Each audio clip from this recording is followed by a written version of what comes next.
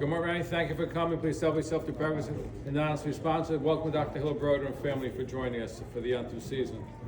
You know, in Vayikra we get introduced to animal sacrifice.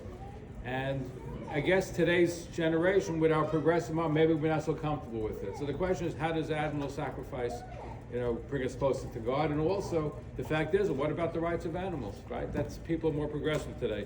However, it seems that we think we're more progressive today, but the question is, are we really? Look at even anti-Semitism. After the Holocaust, it was not fashionable, and even those who are anti-Semitic were considered the lower class. Today, you have the higher class, the more educated, the college educated, though, the biggest anti-Semites. And you have, even with the animals, people have really crazy ideas. You have PETA, for example, and there's a story that's told going back to Yasser Arafat, where in February, where it actually was in September 2000, the terrorists sent a donkey laden with explosives to kill Jews. And thank God no Jews were killed, only the animal was blown up. So what does the president of PETA do? Ingrid Eucher, she writes a letter to Yasser Arafat from Ramallah, Your Excellency. Can you imagine calling him Your Excellency? I'm writing for an organization dedicated to fighting animal rights around the world, and I got many calls, people shocked at the bombing in Jerusalem on January 26, which a donkey laden with explosives was intentionally blown up.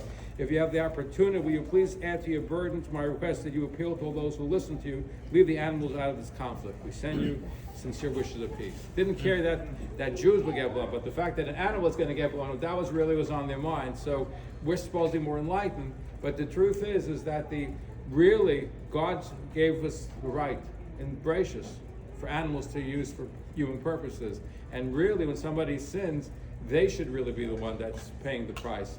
The animals, instead of us, to bring us a carbon, to bring us closer to God, to realize this is in our stead. And as much progressive we think we are, we're not really as progressive as we think we are. Have a wonderful day. Have a great Shabbos.